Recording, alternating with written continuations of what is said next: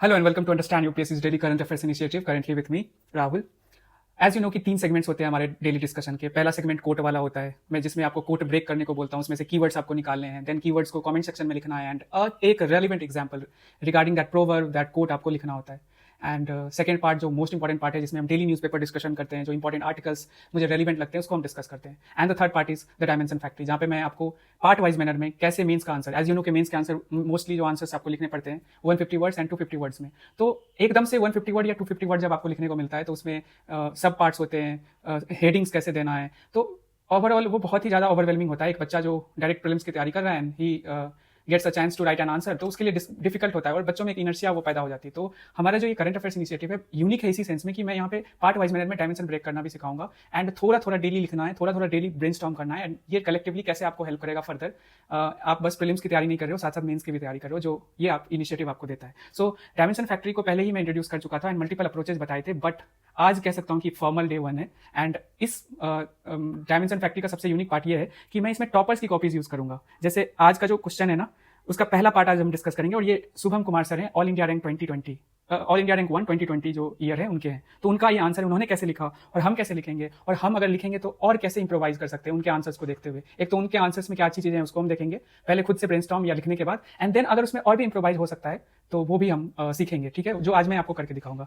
तो late us start with this question, ठीक है। हाँ, एक चीज और, अगर आपको ये आइडिया अच्छा लगता है ना तो please like support and share this thing, मतलब हमारे इनिशिएटिव को शेयर कीजिए, लाइक तो जरूर किया कीजिए। आप लोग बहुत कम लाइक्स करते हो, जो अच्छा नहीं लगता, इतने व्यूज आते हैं बट लाइक्स नहीं मिलते। सेकेंडली आई एम थिंकिंग कि अगर आप लोग अगर इस चीज़ को चाहते हो कि जो आप डेली ब्रेनस्टॉर्म करोगे मेरे साथ द डायमेंशन फैक्ट्री में, या आंसर लिखोगे एक पार्ट का, जैसे आज का क्वेश्चन का फर्स्ट पार्ट का हम आंसर लिखेंगे, तो क्या हम ऐसा कर सकते हैं कि मैं एक ऐसा प्लेटफॉर्म आपके लिए प्रोवाइड कराऊँ, मतलब अंडरस्टैंड यूपीएससी आपको एक प्लेटफॉर्म प्रोवाइड करे जहाँ पे आप अपने ब्रेनस्टॉर्म किए हुए जो पेजेस हैं उसके पिक्चर या पीडीएफ शेयर कर सको एक टाइम बाउंड मैनर में, टेलीग्राम जैसे उसको यूज कर सकते हैं। एंड जैसे 7 PM to 8 PM आपको टाइम होगा, उसके बीच में आप अपने जो भी आपने ब्रेनस्टॉर्म किया या लिखा है एक दिन के जो भी आपको मिला उसको आपको वहाँ पे अपलोड करना है, और जो 2-3 कॉपीज रैंडम कॉपीज होंगी मैं उसको देखूंगा एंड वॉइस नोट के थ्रू बता दूंगा कि क्या अच्छा हो सकता है, इंप्रोवाइज हो सकता है, या अच्छा किया तो वो भी अप्रिशिएट कर दूंगा। बट ये आपको आज कमेंट सेक्शन में लिख के मुझे बताना है कि क्या आप ये चाहते हो कि इस चीज़ को और फॉर्मलाइज किया जाए और बेटर वे में, और कैसे कर सकते हैं। एंड सब कुछ याद रखना फ्री है, पैसे यहाँ नहीं लिए जा रहे हैं, ठीक है ना। तो इसको ये मत सोचना कि फ्री है तो इसकी वैल्यू नहीं है, ये भी याद रखिएगा। बहुत मेहनत करके बहुत समय देके ये कंटेंट जो है ना मैं इसको कलेक्ट करता हूँ और आप लोगों के लिए जितना भी पॉसिबल वे में फ़ायदा पहुंचा सकूँ प्रीलिम्स मेंस की प्रिपरेशन में, वो मैं आधे घंटे 35 मिनट्स 40 मिनट्स की वीडियोज में कोशिश करता हूँ। तो प्लीज़ कमेंट कीजिए, लाइक कीजिए, शेयर कीजिए, ठीक है। सो स्टार्ट करते हैं आज का, एंड आपको आज दिखेगा कितना फ़ायदा होता है। सिंपल, एक एवरेज स्टूडेंट भी इसको कर सकता है, ऐसा नहीं कि आपको यूनिक पॉइंट चाहिए। लेट अस सी कि आज का क्वेश्चन क्या है। In light of persistence of various forms of violence against women in India, discuss the ways in which the issue can be addressed effectively. देखो, in the light of demand, question का सबसे important होता है aspect समझना, किसी mains के answer को लिखने से पहले डिमांड समझना बहुत इंपॉर्टेंट है। तो इन the light of persistence of various forms of violence against women in India, persistence of various forms of violence ये आपको शो करना पड़ेगा पहले पार्ट में। सो लेट अस सी, इस क्वेश्चन में इंट्रो, बॉडी एंड कंक्लूजन, यही होता है ना, 3 हिस्सों में बांटते हैं मेनली। इंट्रो में कैसे स्टार्ट कर सकते हैं, जस्ट थिंक अबाउट इट। अगर आपके पास डेफिनेशन है किसी ऑर्गेनाइजेशन का, उसको हम यूज कर सकते हैं, या वी कैन यूज डेटा जो वायलेंस का, जैसे नेशनल फैमिली हेल्थ सर्वे का 5th का कुछ डेटा आ गया, वुमेन के अगेंस्ट जो वायलेंस होता है उससे रिलेटेड कुछ दे सकते हैं। और डेफिनेशन की जहां तक बात है, तो क्या होता है वायलेंस अगेंस्ट वुमेन, कौन सी चीजें इसमें इंक्लूडेड होती है, physical abuse, sexual abuse, psychological abuse, मतलब मल्टीपल तरीके होते हैं ना वायलेंस के। थर्ड पार्टी से एक बेसिक सा कुछ आप दे सकते हो, इसी को इंटरलिंक करते हुए आप यूज करते हुए, इन्हीं वर्ड्स को यूज करते हुए एक इंट्रो दे सकते हो, जो सबसे बेसिक है, जो एक एवरेज एस्पेरेंट करता है। तो ये 3 तरीके, अभी और भी तरीके निकल सकते हैं, तो मुझे अभी यही दिख रहे हैं। अभी हम इंट्रो पे फोकस नहीं करें, बस ऐसा कह रहा हूं कि मैं ऐसे स्टार्ट कर सकता हूँ। बॉडी में देखो 2 हिस्से बन रहे हैं। पहला है कि परसिस्टेंस जो है वायलेंस का वेरियस फॉर्म्स में, वो शो करना है, ठीक है। एंड सेकेंड पार्ट है एड्रेस्ड इफेक्टिवली, कैसे कर सकते हो, एंड देन कंक्लूजन, अच्छा सा जो भी है ये कल डिस्कस करेंगे हम। मैंने बोला ना डायमेंशन फैक्ट्री पार्ट वाइज होगा, थोड़ा सा ही करना है। तो फर्स्ट पार्ट एंड इंट्रो को हम देखेंगे, इस बॉडी का फर्स्ट पार्ट, एंड सबसे इंपॉर्टेंट पार्ट बॉडी होता है। 80 to 85% जो ना स्पेस यही लेता है। 80 to 85% जो मार्क्स आपको आते हैं 10 मार्कर या 15 मार्कर्स का, वो इसी पे होता है। एंड डिमांड जो क्वेश्चन का वो यही एड्रेस करता है, तो सबसे इंपॉर्टेंट यही है। अगर यहाँ पे आप ब्लफ करोगे तो नंबर नहीं मिलना, ठीक है। इंट्रो अच्छा कर लो, कंक्लूजन अच्छा कर लो, ये भी करो, बट बॉडी के बिना देयर इज नो पॉइंट। सो इसको 2 हिस्सों में वायलेंस हम दिखाएंगे एंड एड्रेस कैसे करेंगे, ठीक है। So let us start. Violence जो है कैसे कर सकते हैं, मल्टीपल वेज में आपको दिखाता हूँ, सोच सकते हैं। अभी आप क्या करो, अगर होता है तो वीडियो को पॉज कर लो, सो दैट आप क्या सोच रहे हो, आप अपने तरीके से क्या कर रहे हो वो जानना इंपॉर्टेंट है। वही आपको ब्रेनस्टॉर्म करना है या लिखना है इस पार्ट को, तो कर सकते हो और इंट्रोडक्शन भी डाल सकते हो। अब मैं बता देता हूँ क्योंकि मेरे पास लिमिटेड टाइम है। सबसे पहले वायलेंस हो सकता है कितने तरीके से हम सोच सकते हैं। मैंने एक अप्रोच बताया था जीएस के सिलेबस को यूज करना। जैसे फॉर एग्जाम्पल जीएस 1 में हम जा सकते हैं, सोसाइटी है, नहीं हिस्ट्री से कर सकते हैं, सोसाइटी है, या फर्दर वी हैव ज्योग्राफी से भी कर सकते हैं, एक दो पॉइंट तो टेरेन वाला निकल जाएगा। फिर we can come to the second subject, sorry ये तो अप्रोच है, सेकेंड सब्जेक्ट है polity, social justice, vulnerable section के एस्पेक्ट से। फिर गवर्नेंस, फिर वी हैव आईआर, वहाँ भी दिखा सकते हैं कैसे वायलेंस होते हैं। फिर वी हैव जीएस 3 में कितने सब्जेक्ट्स हैं, इकोनॉमी, ये इंटरनल सिक्योरिटी, फिर ऑर्गेनाइज क्राइम हो सकते हैं, वुमेन के अगेंस्ट भी हो सकते हैं ना, और ये मल्टीपल तरीका। अभी जो टेररिज्म हुआ था, टेररिस्ट अटैक हुआ था पहलगाम में, तो वहाँ पे तो एक एस्पेक्ट था कि वुमेन जो है हमने दिखाया ना कैसे यूनाइट, ये फॉर एग्जांपल पूरा इंडिया यूनाइट होकर कैसे वुमेन एम्पावरमेंट हमने शो करी। तो एनवायरमेंट, या we can have disaster management, science and tech, and फिर एक डायमेंशन तो जीएस 4 एथिक्स पूरा आता है। सो ये जीएस सिलेबस वाला अप्रोच हुआ। देखो ऐसे हम कर सकते हैं। फिर हम आते हैं दूसरे अप्रोच पे, क्या हम पब्लिक प्राइवेट स्फेयर में इसको ले सकते हैं कि public private sphere that is with in home and public sphere मतलब घर से बाहर वुमेन के अगेंस्ट जो वायलेंस हो रहे हैं, होते हैं ना बहुत सारे। जैसे फॉर एग्जांपल प्राइवेट स्फेयर में हो सकता है जो वायलेंस होता है डॉरी, या फिजिकल अब्यूज करते हो, या वुमेन जो है आपके ऊपर ये फाइनेंशियली वो डिपेंडेंट हो जाती हैं। तो मतलब मल्टीपल है, फोर्स मैरिज, चाइल्ड मैरिज, इस तरह से फोर्टिसाइड, इन्फेंटिसाइड, ये सारी चीज़ें आ सकती है। मतलब खत्म नहीं, मैरिटल रेप, ठीक है। तो प्राइवेट स्फेयर में, पब्लिक स्फेयर में जाओ तो वी हैव मल्टीपल ऐसे वायलेंस के तरीके हैं। जैसे फॉर एग्जांपल सेक्सुअल हैरेसमेंट जो पब्लिक स्फेयर में मतलब कह लो, उसमें भी मल्टीपल चीज़ें निकल जाएंगी। वर्क प्लेस पे होती है, या आप सड़क पे ट्रैवल कर रहे हो, बस में होती है टीजिंग एंड ऑल। तो एक ये हो गया। फिर साइबर जो वायलेंस होता है उसको भी हम कनेक्ट कर सकते हैं। आप अपने अकॉर्डिंगली पब्लिक प्राइवेट में डाल दो। फिर आप ऐसा कर सकते हो कि विच हंटिंग होती है गांव में, जो रूरल एरियाज हैं, खास करके असम एंड ऑल में, वहाँ पे तो एक लॉ भी आया है, बहुत ही रिवॉल्यूशनरी लॉ है अगेंस्ट विच हंटिंग। फिर पॉलिटिकल वायलेंस होती है, इफ यू नो कि पीआरआईज जो इलेक्ट होते हैं, बहुत सारे स्टेट है जहाँ पे 50% तक रिजर्वेशन किया गया वुमेन के लिए। तो आप बस सोचो कि कैसे हम चीज़ें निकाल सकते हैं, कितने पॉइंट्स निकाल सकते हैं। तो प्राइवेट एंड पब्लिक स्फेयर एक तरीका हो गया, सिलेबस तो मैंने बता ही दिया। तीसरा तरीका है, क्या हम रूरल अर्बन सोच सकते हैं। रूरल इलाकों में जो वायलेंस होता है, डॉरी इंक्लूड कर सकते हैं, सेक्सुअल वायलेंस जो होता है, बहुत सारी चीज़ें, चाइल्ड मैरिज जो है, एंड अर्बन में कर सकते हैं मैरिटल रेप, या ये तो कॉमन है बट आप पे डिपेंड करता है कैसे उसको यूज़ करना है, ठीक है। या बहुत सारे हैं, मतलब कि आप अगर देखो तो फाइनेंशियली इंडिपेंडेंट नहीं होती, इन सारी चीज़ों को आप घुमा के मतलब ब्लेंड भी बना सकते हो, ठीक है। अर्बन में आप वर्क प्लेस पे जो हैरासमेंट होता है, ये सारी चीज़ें को यूज़ कर सकते हो, ट्रैवलिंग में जो होता है, ये सारी चीज़ें। फिर तीसरा डायमेंशन हम जो क्रिएट कर सकते हैं, इशूज़ बेस्ड। ये तो मैंने, इसको तो मुझे सेकंड में ही बताना था। इशूज़ बेस्ड, जैसे बहुत सारे इशूज़ है ना, dowry, child marriage, foeticide, infanticide, eve teasing, ठीक है, sexual harassment at work place. फिर वी हैव इकोनॉमिकली जो डिपेंडेंसी है, बुढ़ापे में भी इकोनॉमिकली डिपेंडेंसी होती है बच्चों पर। तो आप यहाँ पे मल्टीपल जो है ना डायमेंशंस क्रिएट कर सकते हो, इशूज़ जो है वो उसके थ्रू, जो इशूज़ वुमेन फेस कर रही है। अब ये 4 तरीके मैंने बताए। एक और तरीका है जो सबसे कॉमन एंड सबसे यूनिक लगता है, वो है लाइफ साइकिल अप्रोच। बचपन से, मतलब जब जन्म नहीं हुआ, सन मेटा प्रेफरेंस के बारे में आपको पता होगा, तब से लेकर बुढ़ापे तक हम जा सकते हैं, जो प्रॉब्लम्स फेस करती है, एक क्रोनोलॉजिकल ऑर्डर में हम आगे बढ़ सकते हैं, ठीक है। सो एक ये तरीका होता है, तो ये सबसे कॉमन है, और शुभम सर ने अपने आंसर में यही तरीका यूज किया है जो आपको मैं आगे दिखाऊंगा, ठीक है। सो देखो यहाँ पे कितने मैंने आपको मतलब तरीके दिए जिससे आप अपने आंसर्स को लिख सकते हो। और व्हाट इफ आप इसको कलेक्टिवली एक ब्लेंड बना के लिख दो तो कितना और अच्छा होगा। तो सोचने की जो एबिलिटी है, डायमेंशंस क्रिएट करने की एबिलिटी है, कितना यूनिक होगा, कितना सुंदर होगा, समझ रहे हो ना, यही सिखाना है, ठीक है। अब यहाँ पे एक इंट्रो की मैंने की, जैसे आप शुभम सर की कॉपी देखते हैं, उन्होंने क्या किया कि women face systematic discrimination at all levels right from the taking birth in this world at, मतलब बर्थ से लेकर ओल्ड एज तक, मतलब इन्होंने इसी को यूज किया। एंड लाइफ साइकिल अप्रोच वाला जो अपनाएंगे आगे, इसी को उन्होंने शो कर दिया कि बचपन से लेकर बुढ़ापे तक वो फेस करती है, ठीक है। अब मुझे एक चीज कहना है आप लोगों से, शुभम सर ने क्या किया, एक एवरेज, मतलब उनके पास, उन्होंने आंसर टाइम, याद रखना, टाइम बाउंड मैनर में या लिमिट है उनके पास, तो उनके पास जो भी तब समझ आ रहा होगा तब उन्होंने लिखा। ऑल्दो वो कितने अच्छे आंसर्स उन्होंने लिखे होंगे, यू ऑल, मतलब ऑल इंडिया 1 रैंक है भाई। सो द थिंग इज कि क्या हम यहाँ इंप्रोवाइज और कर सकते हैं, क्योंकि हमारे पास वक्त है और हम इसको आगे अगर आंसर लिखेंगे विमेन रिलेटेड इशूज में, क्या हम कर सकते हैं। तो कांट वी डिफाइन, ये जो मैंने डेफिनेशन का बोला, डिफाइन कर सकते हैं कि वायलेंस क्या होता है, तो और क्लैरिटी आएगी और हमें खुद क्लैरिटी खुद आएगी कि किन किन चीज़ों को मैं वायलेंस में इंक्लूड कर सकता हूँ। जैसे कि फॉर एग्जाम्पल यूनाइटेड नेशन का एक डिक्लेरेशन है,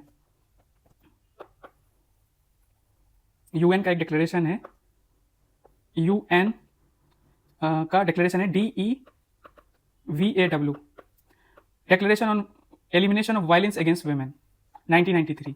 अब ये ना बस फिजिकल या सेक्सुअल एब्यूज को वायलेंस में काउंट नहीं करता, साइकोलॉजिकली जो भी आप डेप्रीवेशन एंड ऑल जो करते हो, ठीक है, उसको भी आप इंक्लूड कर इस डेफिनेशन में इंक्लूड किया जाता है। जैसे कि बचपन में चाइल्डहुड में बच्चे को मतलब लड़की जो होती है, बच्ची जो होती है, उसको अपने भाई की तरह नहीं मिलता है ट्रीटमेंट, मतलब उससे बुरा ट्रीटमेंट मिलता है खाने में, हेल्थ सर्विसेज में, एजुकेशन में, सारी इन चीज़ों में, तो वो भी एक तरह का फैक्टर है, ठीक है। या हैरेसमेंट करते हो मेंटली, इसको भी हम काउंट कर सकते हैं। अब फिजिकल हम ना लॉजिकली फिजिकली क्या सोचते हैं कि मारा मारी टाइप या सेक्सुअल वायलेंस टाइप, ट्रेडिशनली हमारी सोच यहीं तक है, बट हमें ना साइकोलॉजिकल यहाँ पे कांटेक्ट नहीं भी हो रहा है तब भी हम मतलब वुमेन के अगेंस्ट वायलेंस होता है एंड उसको साइकोलॉजिकल फैक्टर में इंक्लूड करते हैं। तो not only physical and sexual but psychological भी है, जिसे यूनाइटेड नेशन खुद डिक्लेयर करती है, मतलब डिफाइन कर रही है। तो इसको अगर हम यूज करते तो और बेटर आता। या NHF जो नेशनल फैमिली हेल्थ सर्वे 5 का जो रिपोर्ट है, उसमें भी वायलेंस के बारे में रिपोर्ट में कहा गया, अगर हम उसको यूज करेंगे तो और इंप्रोवाइज कर सकते हैं। बट अगर ऐसे डिफाइन करके हम आगे बढ़े तो मुझे लगता है वो परफेक्ट होगा।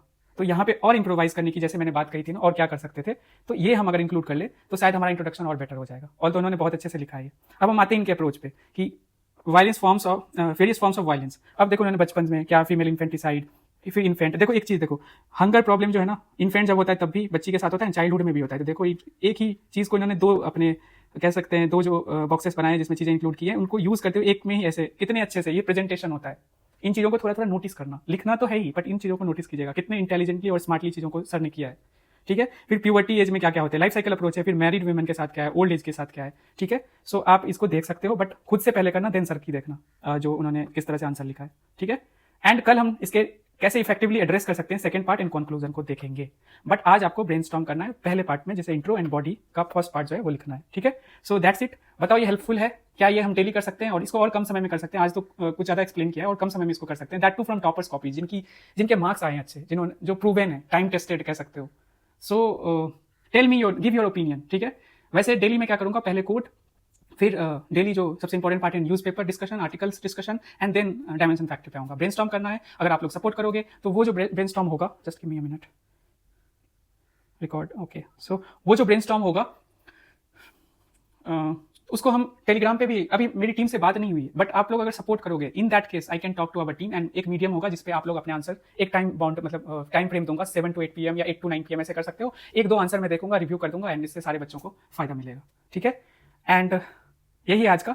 सो let us go to the main part, सबसे इंपॉर्टेंट है। एंड कोट जहां तक है, कल भी कोट दिया था, कुछ बच्चों ने बोला उस कोट को समझने में दिक्कत हुई, तो उस पर हम आएंगे। सबसे पहले आज का कोट है आप लोगों के लिए, the world does not give you power, you claim it. The world does not give you power, you claim it. ये आज का कोट है, कीवर्ड निकालिए एंड एक अच्छा रियल लाइफ एग्जांपल दीजिए, बट कीजिए एक्सरसाइज, आपको समझ आएगा। और बहुत बच्चे करते हैं, उनको पता है कितना बेनिफिट उनको मिलता है। सो कल का कोट था, the future will be coded by those who on the past. The future will be coded by those who on the past. कुछ बच्चों ने बोला कि उन्हें नहीं समझ आया, तो मैं इसको समझा देता हूँ। देखो इसमें इंपॉर्टेंट कीवर्ड्स क्या है, future, coded, who on and the past.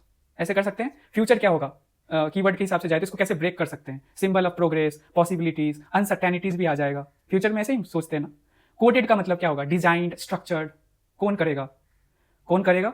तो who on the past, who on का मतलब क्या है, जिसके पास कंट्रोल है, अथॉरिटी है, ठीक है, मोनोपोली है, इसमें भी हम ऐसे शो कर सकते हैं, ठीक है। एंड पास्ट का क्या मतलब है, हिस्ट्री, जो मेमोरी है हमारी, ट्रेडिशन है, even data, science and tech में तो बिग डेटा एंड ऑल, जो जिसकी रिकॉर्ड है बड़ी कंपनीज के पास। तो फ्यूचर, कोडेड, ऑन या हु ऑन कर सकते हो, एंड पास्ट, ये आपके इंपॉर्टेंट कीवर्ड्स है। इसी तरीके से आज वाले में आपको करना है एंड रियल लाइफ एग्जांपल देना है, ठीक है। सो लेट अस डिस्कस आज के आर्टिकल्स। पहला आर्टिकल है सॉल्ट वाटर क्रोकोडाइल, इनका पॉपुलेशन बढ़ा है, that to Sundarban biosphere reserve में। इसको हम देखेंगे और ये प्रीलिम्स में इंपॉर्टेंट होता है। सॉल्ट वाटर क्रोकोडाइल से रिलेटेड आपको यूपीएससी प्रीलिम्स में क्वेश्चन भी आ चुका है, अंडमान से कनेक्ट करके पूछा था, मुझे याद है प्रीलिम्स में, ठीक है। सेकंड पार्ट इज, और ये हिंदू के पेज नंबर 2 में, एनवायरमेंट से ऑब्वियसली रिलेटेड है, प्रीलिम्स में ले लो या जीएस पेपर 3 के जो कंजर्वेशन वाले एस्पेक्ट को हम इस आर्टिकल के थ्रू समझ सकते हैं। फिर द सेकंड वन इज, कैसे इंडिया यूथ चैलेंज करेगा यूएस टैरिफ को, एक लॉन्ग टर्म में कैसे इंडिया के पास एडवांटेज है, ठीक है, जो यूएस या चाइना के पास नहीं है। पूरा कंपेयर करेंगे, 3 टेबल्स हैं, उसको देखेंगे एंड चीजों को और बेटर वे में समझेंगे, ठीक है। So the Hindu page number 10। Next article is brain eating amoeba. आपको पता है यूपीएससी क्या करती है, यूपीएससी प्रीलिम्स में क्वेश्चंस बनाती है। क्वेश्चंस कैसे होते हैं कि कोई जो करेंट डिजीज है ना उससे रिलेटेड आपको क्वेश्चन दिख जाएंगे। तो अभी ये न्यूज में चल रहा है, इसको हम समझने की कोशिश करेंगे। एक्सप्लेन जो पेज होता है इंडियन एक्सप्रेस का, पेज नंबर 15 में ही आया है आज का। फिर है यूएनएससी डिबेट्स फ्यूचर विड्रॉल। तो इसराइल लेबनान के बीच में जो कॉन्फ्लिक्ट है, जिसमें हेजबोला बहुत सबसे बड़ा स्टेक होल्डर है फ्रॉम लेबनान साइड, तो इसको हम देखेंगे, इस पे क्या डेवलपमेंट्स हो रहे हैं, पूरा हम इसकी हिस्ट्री समझने की कोशिश करेंगे। And then we have mains enrichment का एक सुंदर सा आर्टिकल, जिसमें जुडिशरी के थ्रू जेंडर जस्टिस की तरफ हम आगे बढ़े। Gender justice is not limited only to women. आपको अगर 2023 मेंस का क्वेश्चन आप लोगों ने देखा होगा, तो एक क्वेश्चन पूछा गया कि जुडिशरी कैसे हेल्प करती है जेंडर जस्टिस अचीव करने में थ्रू वेरियस जजमेंट्स। तो हाई कोर्ट जो है ना, उसने एक ऑर्डर दिया है मणिपुर में ट्रांस वुमेन डॉक्टर को लेकर कि क्या है कि Manipur authorities to issue fresh academic certificates to trans women doctor. तो इसको कैसे मेंस के आंसर में हम यूज कर सकते हैं, तो मतलब कि value addition. Hindu page number 2 में है ये। So let us start. Salt water crocodile पे आते हैं, ठीक है। सॉल्ट वाटर मैं पहले बता देता हूं क्या है।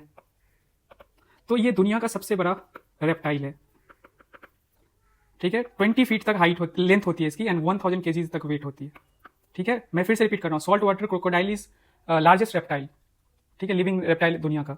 देख लो,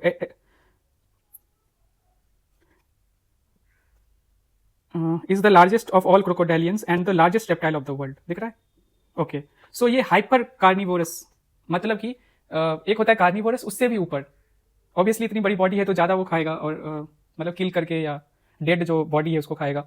अब इसकी संख्या जो है ना बढ़ी है, और इसका हैबिटेट कहाँ है इंडिया में?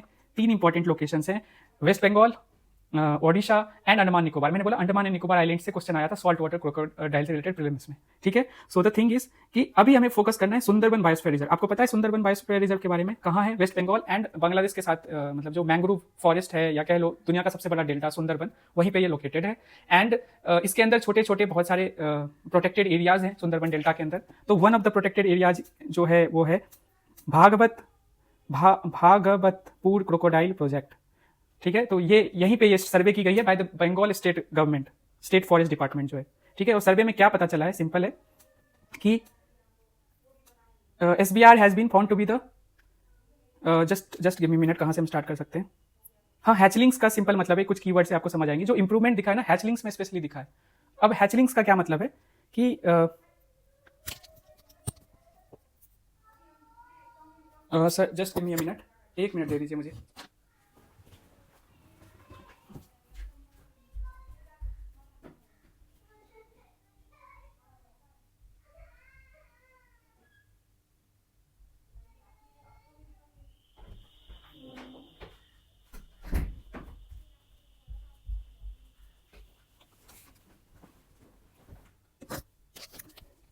फर्स्ट ऑफ ऑल सॉरी, मैंने कुछ वक्त लिया, रीजन था घर से रिलेटेड है। So let us go to the topic on itself. So जो सॉल्ट वाटर क्रोकोडाइल है ना, यू नो हम बात कर रहे थे Sundarban delta, Sundarban biosphere reserve यहाँ है। एंड आर्टिकल के हिसाब से जाए तो देखो, has increase in the Sundarban biosphere reserve from last year के कंपैरिजन में। तो पहले कितना था? देख लो, ये रहा। पहले था बिटवीन, जो काउंट किया गया था last year, it was between 2020 से 2042 के बीच में नंबर इसकी थी। सॉरी, इस साल है, लास्ट ईयर कितना था? इट वाज बिटवीन 204 से 234।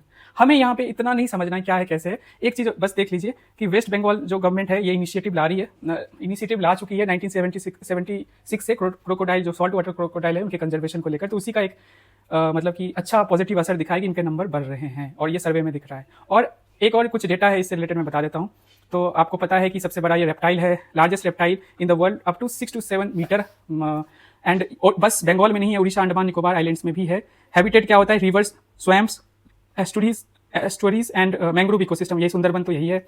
और एपेक्स प्रेडेटर है, हाइपर कार्निवोर है, ठीक है। रेगुलेट करता है प्रे पॉपुलेशंस को और इकोसिस्टम को भी क्लीन रखता है, ठीक है।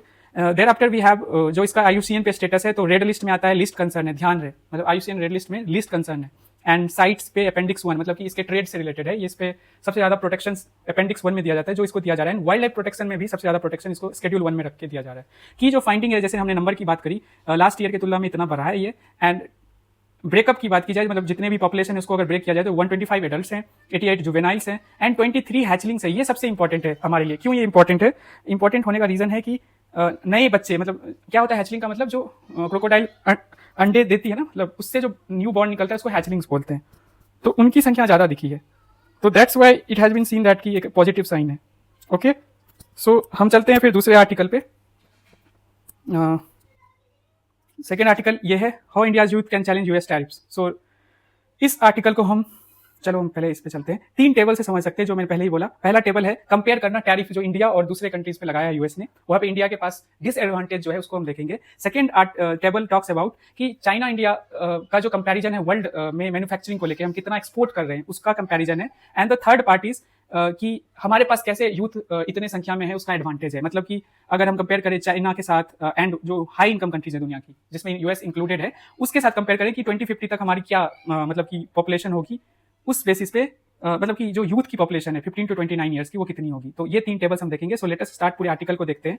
सो एज यू नो, इंडिया के ऊपर ट्रेड बैरियर्स लगाए गए, मतलब दुनिया भर के कंट्रीज पे लगाया ट्रंप ने अपने सेकंड टर्म में, बट इंडिया के ऊपर 50% लगाया। दैट इज पहले 25% लगाया इंडिया के ऊपर टैरिफ, एंड देन 25% पेनल्टी जो इंडिया यूएस के रशिया के साथ ट्रेड जो ऑयल में करता है उस पर लगाया, ठीक है। फिर उसके बाद टैरिफ होता क्या है? टैरिफ होता है ऐसा टैक्स जो इंपोर्ट करने पे, जब हम इंपोर्ट करते हैं ना अपना प्रोडक्ट, तो कोई कंट्री जो इंपोर्ट कर रही है वो हमारे प्रोडक्ट पे जो टैक्स लगाती है, टैक्स लेवी करती है, उसको हम टैरिफ कहते हैं। सिंपल टर्म्स में यही है।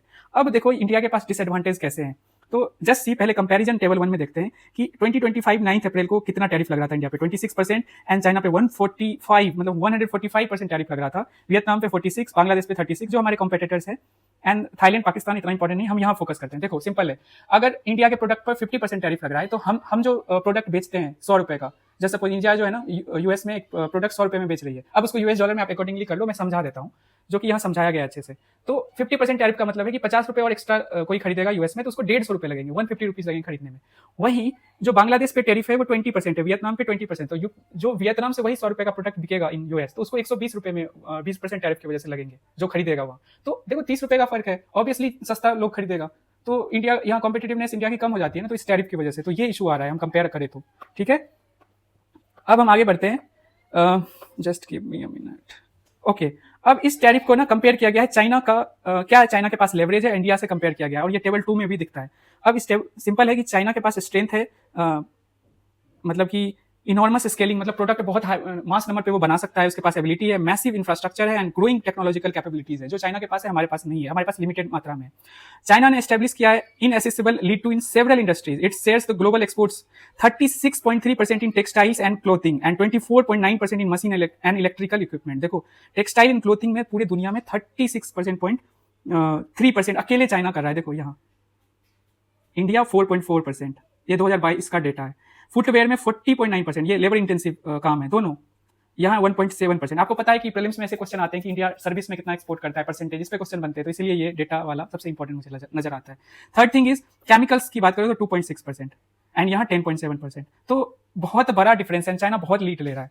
ऑल्सो ठीक है, also China's vice like grip over large parts of the global production network and exclusive access to some critical materials such as rare earth materials. आपको पता है रेयर अर्थ मटेरियल क्या था, क्रिटिकल मिनरल्स जो हमने 30 list किए उसमें एक रेयर अर्थ मटेरियल का भी कैटेगरी है, तो वहां इसके पास अपर हैंड है, लेवरेज है यूएस के साथ, तो may have quickened the melting of ice between it and the US. अब यूएस को भी वो चाहिए, तो इसकी वजह से चाइना के पास जो लेवरेज है ना, तो यूएस चाइना के अगेंस्ट ज्यादा स्ट्रिक्ट एक्शन नहीं ले पा रहा है, एंड टैरिफ 30% है और वो बार बार इसको एक्सटेंड किया जा रहा है कि अब लगाएंगे, बट लग नहीं रहा है, ठीक है।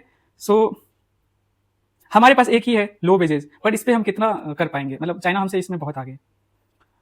सो from producer to consumer, significant source of demand for export driven economic growth in China and other developing countries over the, ठीक है। तो हमें अब ऐसे सोचना चाहिए कि हमें अब कंज्यूमर जो है हम उससे प्रोड्यूसर की ओर बढ़े, ठीक है। एंड इतने मैंने इसको हाईलाइट कर लिया ना, मतलब इतना लिख दिया ना, इसको इरेज कर दूं। हाँ, so export driven economic growth in China and other developing countries over the last few decades, ठीक है।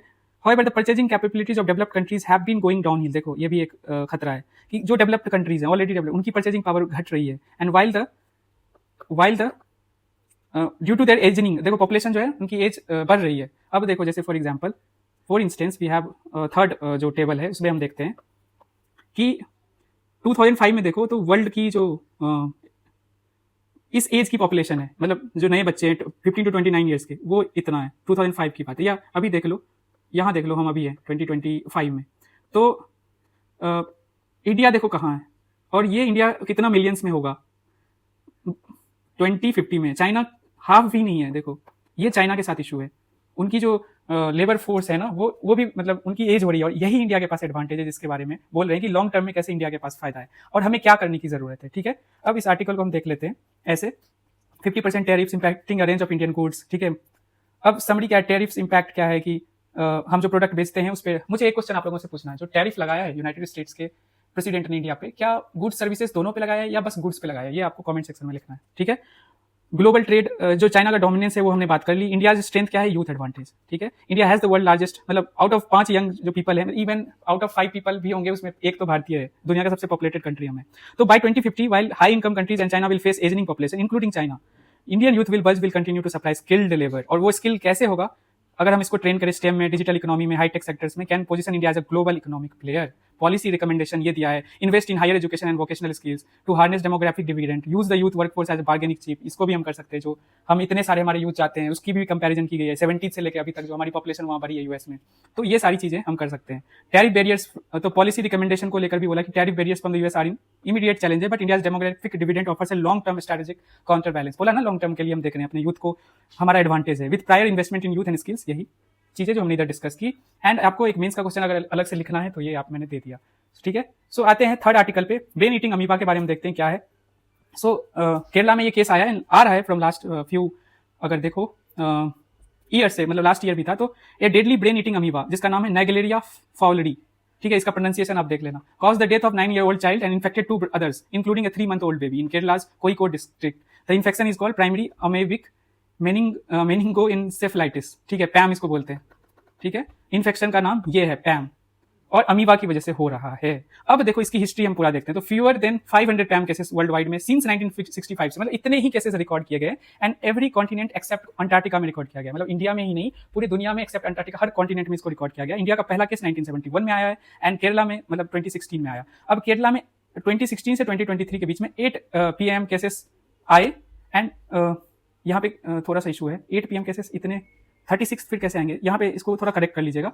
2023 अलोन में 36 केसेस आए एंड 9 डेथ्स। फैटेलिटी रेट जो है ग्लोबली 97% है, बट इंडिया में वो कम है, मतलब आउट ऑफ 36 केसेस 9 ही लोगों की जान गई, मतलब वो 9 भी बहुत ज्यादा है, बट कंपैरिजन करें वर्ल्ड लेवल पे। अब आपको पता है कौन सा पैथोजन है और ये रहता कहाँ है, वार्म वाटर में, इवन 46 डिग्री में ये सर्वाइव कर सकता है, और soil, lakes, river, swimming pools, poorly जो क्लोरिनेटेड रिक्रिएशनल वाटर है उसमें ये प्रेजेंट रहते हैं। ह्यूमन में कैसे इन्फेक्शन आता है, जब हम स्विमिंग करने पानी में जाते हैं तो वहीं से ये नोज के थ्रू हमारे बॉडी में इंटर करता है, and not transmitted by drinking water, और नॉन कम्युनिकेबल, ध्यान रहे, ये नोज में गया तब हमारे बॉडी में गया, कम्युनिकेबल नहीं है, ये बहुत इंपॉर्टेंट फैक्टर है, ठीक है। सिम्टम्स क्या है, हेडेक होगा, फीवर होगा, nausea, vomiting and all these things will happen, and death होती है सिम्टम्स होने के 1 से 18 दिन के बीच में, मतलब कंफ्यूजन, सीजर्स, ऐसे हेलोसिनेशंस, ये सारी चीजें आप फील करते हैं कोई किसी को अगर होता है तो। एंड ट्रीटमेंट क्या हो सकता है, कोई ट्रीटमेंट नहीं है, बहुत सारे ड्रग्स को मिक्स करके ट्राई किया जाता है, बट कोई वैक्सीन एंड ऑल नहीं है इसके लिए, ठीक है। दैट्स इट, इंपॉर्टेंट है, नॉन कम्युनिकेबल है, दुनिया के हर एक कॉन्टिनेंट में एक्सेप्ट अंटार्कटिका में ये मतलब ये पाया गया है। ये ब्रेन अमीबा जो है उसकी वजह से होता है, काइंड ऑफ इंसेफेलाइटिस। क्या होता है, ब्रेन को, मसल्स को या टिश्यूज को ईट करना स्टार्ट कर देता है अमीबा, तो उसको इंसेफेलाइटिस कहते हैं, ठीक है। एंड उसी का एक रूप है ये, एंड दैट्स इट, इसका पैथोजन का जो नाम है ये देख लो, और ये कहाँ थ्राइव करता है, अप टू 46 डिग्री, जितना टेम्परेचर बढ़ेगा पैथोजेंस की एबिलिटी और बढ़ती जाएगी, उसी का एक एग्जाम्पल है ये अमीबा, ओके। और कोई मेडिसिन नहीं है, ऐसे ही पूछता है ना UPSC question. Let us discuss this article, United nation debates future withdrawal of Lebanon peace keeping force. अब मैं आपको एक हिस्ट्री दे देता हूँ, समझा देता हूँ कि क्या है, कैसे है, लेबनान में क्या इशू है, कैसे है, ठीक है। मैं एक इमेज भी दे देता हूँ ना, तब और समझने में ईजी होगा, जो मैप हमने यूज करा है, दिस वन,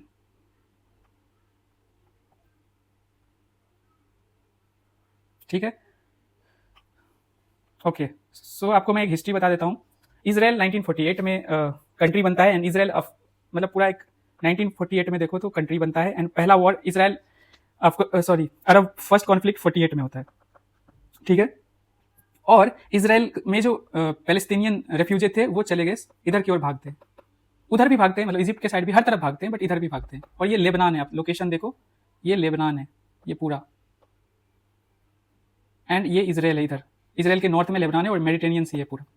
अब हमें इसमें फोकस ये करना है कि ये जो रेफ्यूजीज भागते हैं तो ये साउथ लेबनान में आके बस जाते हैं। अब साउथ लेबनान में जो बसते हैं तो यहाँ पे लेबनान पैलेस्टीन काउज के लिए एक ऑर्गेनाइजेशन बनती है, पीएलओ। अब पीएलओ जो है ना इजराइल के साथ कॉन्फ्लिक्ट करती है, क्योंकि उनकी जमीन छीन ली गई, ऐसा वो बोलते हैं, पैलेस्टीनियन जो लीडर्स हैं वो बोलते हैं कि उनकी जमीन ले ली गई, और रेफ्यूजी जो है ऑब्वियसली ले ली गई, तो वो चले गए इधर की ओर। एंड अब ये इशू यहाँ से शुरू होता है कि पीएलओ जो है अटैक करना शुरू करता है, और इस रीजन में, लेबनान के सदर्न रीजन में ये बसे हुए हैं पैलेस्टीनियन रेफ्यूजी। 1968 में क्या होता है, इसराइल जो है 13 सिविलियंस प्लेन्स, सबसे एक आतंकवादी अटैक होती है, मतलब टेररिस्ट अटैक। आप लोगों ने जो 7 अक्टूबर वाला पढ़ा है, 2023 वाला आप लोग जानते हो, उसी तरीके का एक अटैक लॉन्च किया जाता है इन इसराइल बाय PLO। तो उसी के रिटेलिएशन में जो 12 सिविलियन प्लेन से वो गिरा देती है इसराइल, किसके, PLO के, मतलब इस पैलेस्टीनियन लैंड के, कह लो लेबनान के। सो उसके बाद 1978 में जो एक्टिविटीज बढ़ रही थी, तो 1978 में ऑपरेशन, देखो एक इंपॉर्टेंट रिवर है लिटानी रिवर, ये तो ऑपरेशन लिटानी इसराइल लॉन्च करता है, जिसमें कि पूरे जो ये इलाके में PLO है ना, उनको खदेड़ देता है, और इस रिवर लिटानी रिवर के नॉर्थ में जाके इन सबको इधर की ओर, PLO को, ये जितने भी है इनको इधर धकेल देता है, ठीक है, और कैप्चर भी कर लेता है।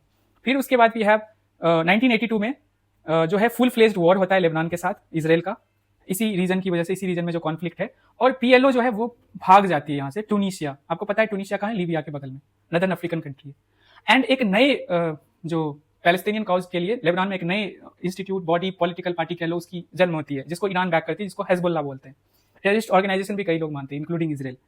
अब इनके बीच में कॉन्फ्लिक्ट स्टार्ट होता है, एंड 2006 में आते आते प्रॉपर एक लेबनान वॉर होता है इसराइल एंड हेजबुल्ला के बीच में, जो कि 34 डे लेबनान वॉर उसको कहा जाता है। एंड उसी समय में 1701 रेजोल्यूशन यूनाइटेड नेशन पास करती है। एक तो सीज फायर एग्रीमेंट होता है, और इस रेजोल्यूशन में ये कहा जाता है, थोड़ा सा समझिएगा, अभी लोकेशन इंपॉर्टेंट है, कि इसी रेजोल्यूशन के बेसिस पे, देखो हाँ ये मैंने तो मिस कर दिया कि ब्लू लाइन जो है ना, ये बनाई जाती है, if I am not wrong, जो मैंने मिस किया, पीस कीपिंग फोर्स जो है ना, 1978 में जब लिटानी वाला हुआ था इशू, तभी पीस कीपिंग फोर्स जो है ना स्टेशन कर दिया जाता है इस इलाके में, कि दोनों के बीच में कॉन्फ्लिक्ट ज्यादा ना पड़े। तो यूनाइटेड नेशन ने जो रिजोल्यूशन 1701 2006 में पास किया, उसमें ये एग्रीमेंट हुई कि यहाँ पे जो स्टेशन फोर्सेस हैं इसराइल के सदर्न लेबनान में, वो वापस जाएंगे, विड्रॉ करेंगे, इसराइल जाएंगे। यहाँ पे जो हिजबुल्लाह के लोग हैं वो चले जाएंगे लेबनान, लिटानी रिवर के नॉर्थ में, एंड यहाँ पे UN पीस कीपिंग फोर्स और लेबनान आर्मी के लोग रहेंगे इस सदर्न रीजन में। ये है सीज फायर एंड रिजोल्यूशन। देखो ये जाते हैं आते हैं, इस तरह से कॉन्फ्लिक्ट चलते रहता है। तो ये साइन की गई, एंड इस रिजोल्यूशन में जो भी एग्रीमेंट हुआ, उसके बेसिस पे आज तक कभी इसको रियलिटी नहीं बनाया गया है। रीजन बिंग की ना इसराइल हटता है, इसराइल भी बार बार अटैक करता है, और लेबनान भी अटैक करते रहता है, सॉरी हिजबुल्लाह भी अटैक करते रहता है, तो इसको कभी एक्चुअलाइज नहीं किया गया। ये पूरी हिस्ट्री थी, और UN पीस कीपिंग फोर्स जो है 1978 से स्टेशनड है यहाँ पे, देखो। और इस मिशन का नाम है United interim forces in Lebanon, UNIFIL, जिसमें आपको पता है UN पीस कीपिंग फोर्स में इंडिया जो है बहुत ज्यादा कंट्रीब्यूट करता है अपने पर्सनल भेज के, एंड मतलब इंडोनेशिया, इंडिया, घाना, नेपाल, बहुत सारी कंट्रीज है। तो इस आर्टिकल में यही है कि UNSC debates future withdrawal of Lebanon peace keeping force, मतलब कि खास करके फ्रांस टू एक्सटेंड द, मतलब इस आर्टिकल का ये कंटेक्स्ट है कि फ्रांस सोच रहा है कि ये जो UN पीस कीपिंग फोर्स है ना, UNFIL के जो नाम से मिशन है, उसको 1 साल के लिए और एक्सटेंड किया जाए, देखते हुए कि जो हो रहा है बिटवीन हिजबुल्लाह एंड इसराइल, ठीक है। सो यही है पूरा आर्टिकल, आपको पूरा एक बेसिक समझ आ गया होगा। UN पीस कीपिंग के बारे में थोड़ा सा जान लेते हैं कि helps in countries transition from conflict to peace by deploying multinational forces under UN mandate. ये इनका रोल है। मैंडेट ये है कि typically include monitoring ceasefires, protecting civilians, मतलब सिंपल है, अटैक नहीं करना, जान बचाना, डिफेंस के लिए, supporting political processes, assisting disarmament, demobilisation and facilitating humanitarian aid. अब स्ट्रक्चर क्या होता है, operate under the authority of UN security council, troops are contributed by the member states but command lies with the UN। अब ये mission है आपका, जिसमें 10,000 plus personal है, इंडिया का भी बहुत बड़ा कंट्रीब्यूशन है, one of the oldest UN mission, जो कि 1978 में, ठीक है। ऑपरेशन लिटरानी, जो रिवर है उसके नॉर्थ भेजना था। तो ये पूरा मामला है, और इस आर्टिकल में आपको यही समझना था ज्योग्राफिकली क्या है, कॉन्फ्लिक्ट क्यों है, अभी तक क्यों ये चलते आ रहा है, ये सारी चीजें आपको समझना है, ठीक है। अब लास्ट आर्टिकल है, और इसके डिस्कस करते हम खत्म करेंगे हमारे आज के सेशन को। तो जेंडर चेंज, सो बेसिकली क्या है कि इसको मेंस इनरिचमेंट में यूज कर सकते हैं कि हाई कोर्ट जो है मणिपुर का जो हाई कोर्ट, यस, उसने डायरेक्ट किया कि state education authorities to issue fresh academic certificates under new name and gender to a trans women doctor. तो जो बियॉन्सी लेसराम है वो एक डॉक्टर हैं, और इनको आइडेंटिटी दी गई कि एज अ ट्रांस वुमेन मतलब डॉक्टर हैं, और इनकी सर्टिफिकेट्स इनकी आइडेंटिटी के हिसाब से ही चेंज किया जाए, ये हाई कोर्ट ने डायरेक्शन दिया है। तो इस आर्टिकल को आप GS2 में, इस एग्जाम्पल को सोशल जस्टिस मतलब वल्नरेबल सेक्शन के एस्पेक्ट से, राइट्स ऑफ ट्रांसजेंडर जो पर्सन एक्टर्स को इंप्लीमेंट करना, जो गैप्स हैं उसके लिए देख सकते हो कि गैप्स अभी भी फुलफिल नहीं हो रहा है, क्योंकि उनको जाना पड़ा, कोर्ट के पास जाना पड़ा लॉ बनने के बावजूद। फिर role of judiciary in protecting fundamental rights, ऐसे देख सकते हैं इसको। एथिक्स के पेपर, मतलब एसए के पेपर में जो gender justice and social empowerment की बात कर रहे हैं हम, ठीक है, मार्जिनलाइज कम्युनिटी, वहां पे हम इसको शो कर सकते हैं। सो ये प्योरली आपके मीन्स इनरिचमेंट के लिए है। Okay, that's it. हाँ बस क्वेश्चंस तो मैंने दिखाए नहीं, क्वेश्चन फर्स्ट, सेकेंड, थर्ड, इसको पॉज करके कमेंट करना है। And this is the answer for today's question. ठीक है, so that's it for today. I hope आप लोगों को बहुत अच्छा लगा और द डायमेंशन फैक्ट्री को इस तरह से इंट्रोड्यूस किया मैंने। कल से यूजुअली डायमेंशन फैक्ट्री लास्ट में आएगा, सेकंड पार्ट को हम डिस्कस करेंगे। आप लोगों से रिक्वेस्ट है कि कमेंट सेक्शन में बताओ कि आप लोगों को कितना ये फायदेमंद लगा सेशन, और अगर हम इस तरह से डायमेंशन, देखो 5 तरीके से मैंने बताया ना कि कैसे एक क्वेश्चन को हम डील कर सकते थे, उसका ब्लेंड भी हम यूज कर सकते थे, इंट्रोडक्शन को और ज़्यादा कैसे इंप्रोवाइज कर सकते हैं और ज़्यादा उसको बेटर कैसे बना सकते हैं, सिमिलरली कंक्लूजन का भी देखेंगे और जो बॉडी पार्ट है वो भी देखेंगे। तो पूरा आइडिया आपको बताना है कमेंट सेक्शन में। लाइक करो, लाइक किया करो, क्योंकि इतना मेहनत करता हूँ, इतने अच्छे से घंटों लगा के कंटेंट बनाता हूँ, तो इतना तो एक्सपेक्ट कर सकता हूँ। ऑल्सो जो चीज़ें फ्री होती हैं उसकी वैल्यू नहीं होती, तो ऐसा मत समझना। फिर मुझे तब बस करंट अफेयर्स पे फोकस करूंगा। मेरा जो काम है कि एक बिगिनर जो है, खास करके जिसने एग्जाम प्रिपरेशन स्टार्ट की, उसके लिए एकदम से आंसर लिखना ऐसा ना हो कि वो समझ ही ना आए उसको। और होता है, मेरे साथ हुआ। जितने भी टॉपर्स है वो कहते हैं ना, पहला आंसर उनके लिए बहुत मुश्किल होता है। तो सब पार्ट्स में अगर करेंगे, थोड़ा थोड़ा करेंगे डेली, तो एक आदत बनेगी, इनर्सिया टूटेगी, तभी तो हम ऐसे थोड़ी होता है कि रेस में डायरेक्ट दौड़ने लगो, मैराथन ही दौड़ने लगो। थोड़ा थोड़ा प्रैक्टिस करोगे ना, यूसेन बोल्ट ने थोड़ा थोड़ा प्रैक्टिस किया होगा ना। सो यही अप्रोच है। So that's it for today, मिलते हैं कल। एंड आप लोगों का जो है ना बताना कि वो टेलीग्राम वाला जो है उस पर अगर आप पॉजिटिव सपोर्ट देते हो तो मैं टीम से बात करूंगा एंड इस चीज़ को और फॉर्मलाइज हम करेंगे द डायमेंशन फैक्ट्री को। ठीक है, that's it. Thank you so much for listening यहाँ तक, एंड आपके पेशेंस के लिए, और जो भी डिस्टर्बेंस बीच में आई होगी उसके लिए भी सॉरी बोलता हूँ। ठीक है, thank you so much, bye, take.